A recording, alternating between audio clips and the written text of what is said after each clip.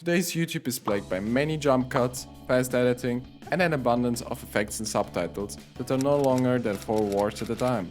But it wasn't always like that. The editing was simpler, the pacing slower, and you had the feeling of familiarity when clicking on a video of a channel you liked. This amateur style was what, at least for me, made the difference between YouTube and regular television. The imperfections had a charm to them. You saw the passion behind many videos and projects. When watching today's YouTube, you kinda miss this. I know that there are still channels like this to be found, but they are few and far between compared to how it used to be. And nowadays there's little Timmy writing, recording a video by himself in his room, competing with a 100+ man production team like MrBeast or Linus Media Group. Back then YouTubers did also hire editors, but it was often 1 or max 2 people, which is incomparable to what we have today. What I really miss is that in some cases you even got to see the person who was editing everything.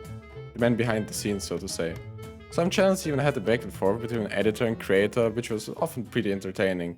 Do not sound like an old person saying, "Back in my day everything was better."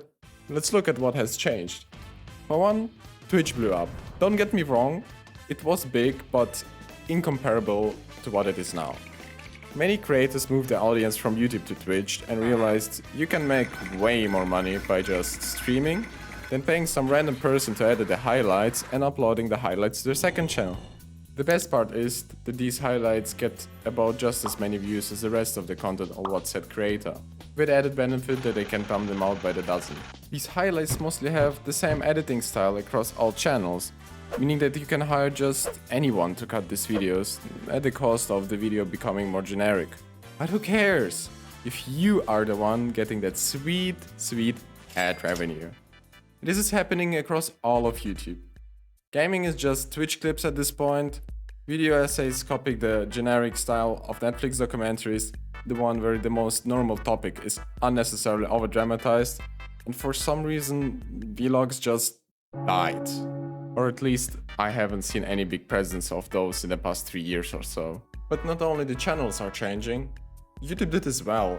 They removed dislikes for no good reason, probably to match TikTok and Instagram, which only allow positive interactions.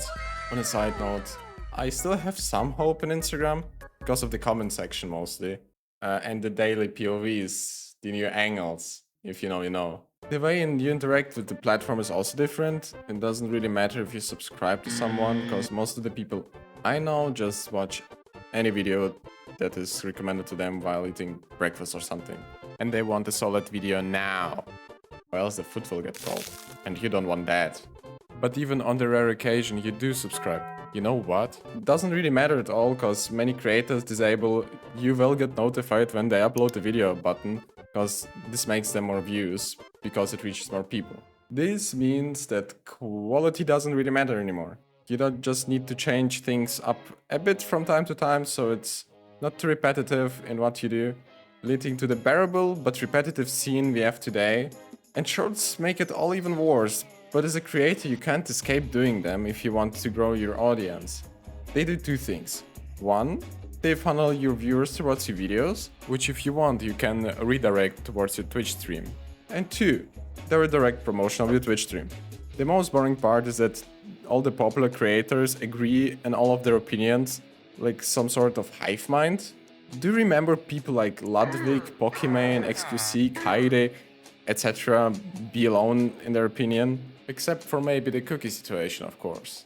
Like, if you're a broke boy, just say so. And as soon as someone is willing to voice their opinion, they are marked as controversial or toxic, which are terms that have discredited themselves to the point that if someone uses them, it just means that they disagree with your opinion, which would be fine on its own, but leads to discourse that doesn't lead us to nowhere. It's just like watching apes throw shit at each other.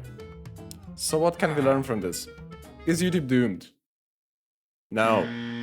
There's still great channels that use these same tools to make actually great content, but I rarely have seen them go mainstream. Vertasium is probably the biggest high-quality channel we have right now, but that's more an exception than a rule. They are usually stuck between 500k and 2 million subs. The algorithm is a bit fucked right now. There is no real reason to spend a lot of time creating videos. The faster you are, the better it is, unless it's your channel's entire gimmick, like storytime animation or whatever Maxor is doing.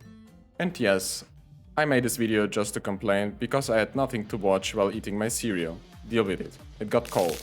So YouTube, start recommending me stuff I actually want to watch.